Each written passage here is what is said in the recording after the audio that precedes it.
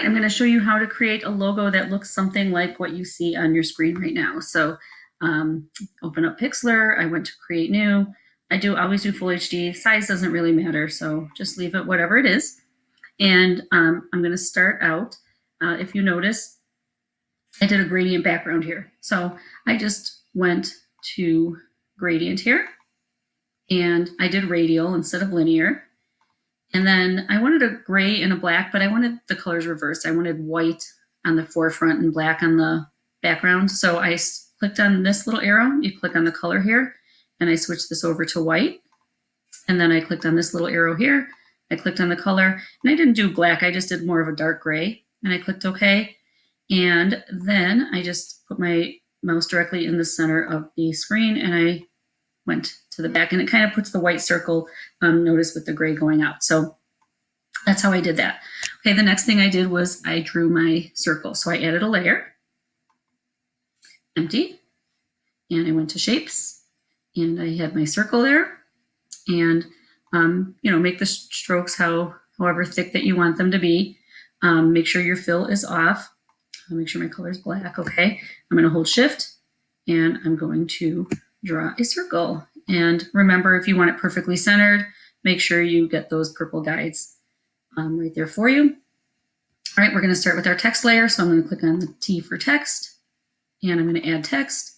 I'm going to type a capital T for my first initial. I'm going to change my color to white, actually. And I used the font called Game On, I believe. So let me go up to the G. Whoops, let me go up to the G's here. There it is, Game On. And I'm going to make my size, well, let's try about 500 and see how that goes. Maybe a little smaller. Let's try 400. Okay, let's do 400. If I have my T, I'm going to go ahead and duplicate that. I'm going to drag it down.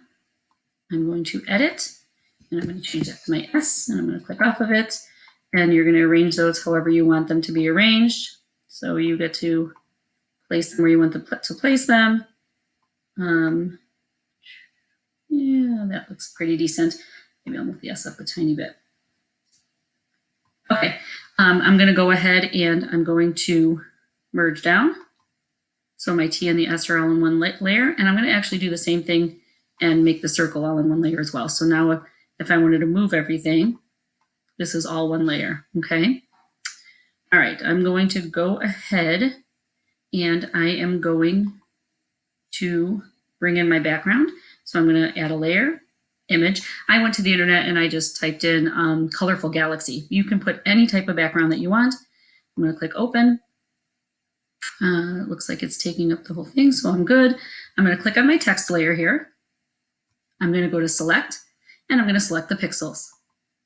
Okay, you're going to see that everything is selected, but we don't want to get rid of the letters. We want to get rid of the colors surrounding the letters. So we're going to inverse that selection. Okay, now this is an important part. Make sure you go back to that layer, that image layer you just inserted, click on it, then hit your backspace or delete key, and that will get rid of the background color. You can Control D to deselect. And then what I did, actually we should have left it selected because I'm going to put an outline around it. So I'm going to go ahead and do select pixels again. And now don't do an inverse. We want this selected. I went to filter, I went to outline. And if you give it a second, you can choose what color you want your outline to be. You can choose how thick you want your outline to be. You can click apply. And now I can Control D to deselect, and there's your logo. Okay, nice and easy. Let me know if you have any questions. Otherwise, good luck.